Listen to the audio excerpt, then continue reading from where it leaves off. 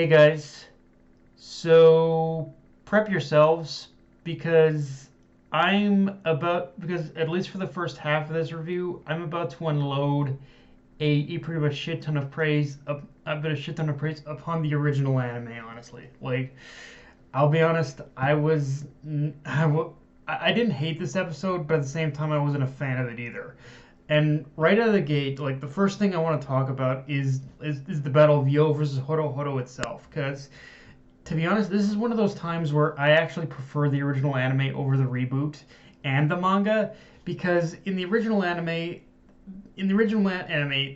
the pretty much studio at the time had given us like pretty much several episodes in order to get to know Horohoro, who he is, his character, and just built upon his relationships with pretty much Yo and the others before eventually like pretty much giving us the fight with Yo. And it was because of those interactions that the eventual fight between Yo and Horohoro felt like it did carry a lot more of emotional weight and personal internal conflict. Whereas here in the reboot, the fight is good, don't get me wrong, but it kind of, again, compared to the original anime, it does follow a bit more of a typical shonen formula of fighting slash setting up the character first, then developing him later on, which is fine, but I just don't. The thing is, I just don't feel as emotionally connected to Horohoro, and I'll give credit where credit's due that the reboot and the manga, well, it pretty much tries to compensate for this with a fair amount of like interactions between Horohoro and Yo both before and the breaks in between the fight and definitely a lot more after the fight itself in order to just understand and develop their motivations. But even it's one of those things where I needed more individual moments with Horohoro himself. Like just adding just a little bit something extra with her and giving us like a moment with Horohoro alone in order to get just a personal moment with him alone. I think would have at least done enough to immediately grab my interest in the character of Horohoro himself. But as is, the fight is just fine. Again, it's not bad, but I wasn't as invested as I was in the original anime. Yeah, now you're free to all hate me for that.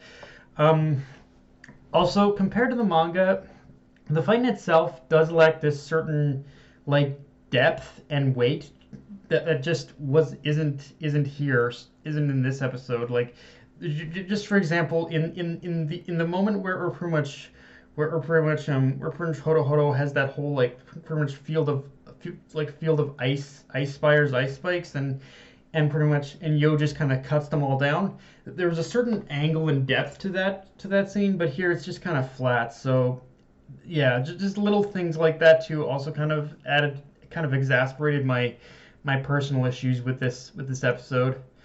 Um, Although if I could offer any kind of praise, well, any kind of praise to this episode and the fight itself, I actually like how Horohoro in this version does kind of come across as a much more competent and strategic fighter from moment to moment, whereas before I think the original anime I think from my recollection the original anime definitely did kind of play up a little too much of Horohoro's kind of goofus attitude and made him come across as incompetent at times. I also love how the anime visualizes Horohoro's oversoul possession. Again, going off the aspect of just having updated animation technology, like seeing Horohoro using his powers and just the color of his oversoul. It does pop more, and honestly, doesn't exactly feel as like samey as other oversouls. Like it does have its own unique aura to it. Like the other one issue I did have in the original is that because the oversouls were so muted by animation technology at the time, Horohoro's did kind of blend in with everyone else's. But here it does stand out more, and I guess kind of just kind of like pretty much feels more wintry and goes with the theme of his guardian spirit, I think.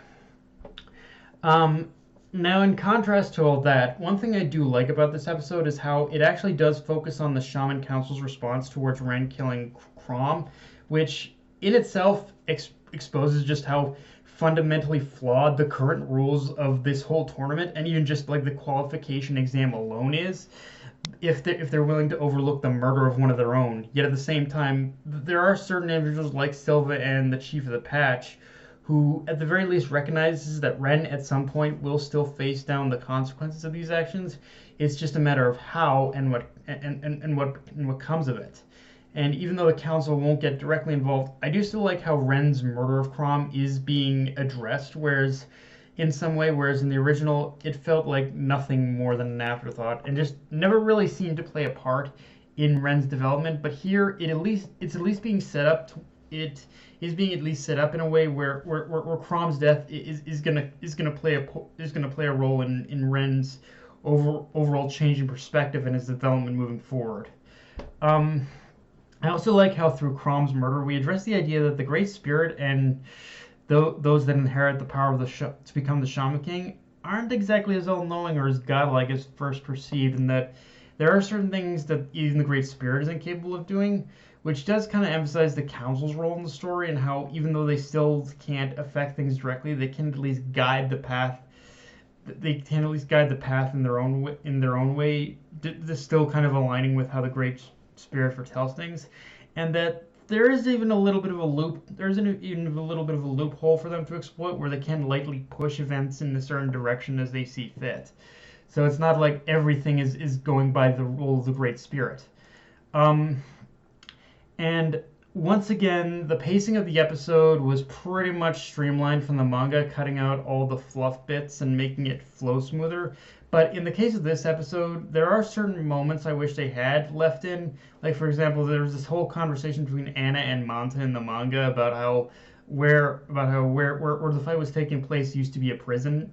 Again, small detail I know, but it was a moment that did kind of feel like it added a little bit of an extra touch of actually building upon the modern world around them and how any area can have some form of a spiritual connection to the afterlife. And even more so that there's actually even more so than that though, there's actually a pretty cool background scene with Sylvan and Kaleem that actually kind of answered one of the questions, and answered one of the kind of head scratching questions about how the shaman fights the tournament itself is kept under wraps. But and in that scene, it actually addressed the fact how it kind of addressed how the Patch tribe have kept the shaman fights quiet for going unnoticed by regular people, which was a very simple scene of Kaleem and Silva basically knocking out some police officers who had noticed the commotion of Horohoro's attack. So yeah, it's again for the most part it was pretty good, but little scenes like that I feel really could have added more. And one thing I do kind of appreciate about this series one thing I do appreciate about this episode and this series overall, frankly, is that for as much as we complain about the whole friendship trope in shonen, I do kind of like how it's utilized and explained here, because it reinforces the idea that the power that the shaman draws from is connected to synergy and bond with their spirit. So if that bond isn't at all weak in any way, they will be unable to utilize the full potential of that power, if at all. Like it's being played up more that at worst the Burma shaman won't be able to draw upon any power, while at best you'll only be able to tap into the weakest reserves of that power if your Burma bond isn't strong enough. So yeah, it really highlights the importance of strengthening that synergy and bond as much as possible. And yeah, so the episode ends with pretty much Kaleem giving Silva a warning of in order to convince Yo and Anna in order to back out of Yo's next fight. And from that we get introduced to Faust the Eighth. Yeah. I won't give anything away more than say that the pretty much fight itself between Yo and Faust in the original anime was already fucking brutal enough. There are times where I'm actually even surprised that pretty much fight itself even made it past the pretty much four kids censors, frankly. So knowing what I know from the manga, this is gonna be this is gonna be a very intense fight. Let's put it that way. Yeah. But yeah, guys, that's all I got for this review. If you enjoyed the video, like, comment, subscribe. Follow me on Twitter, Analyst, Crunchyroll, and be sure to hit that bell. Hit that bell in order to get notifications. Death Knight of Anime, signing off. Later, guys.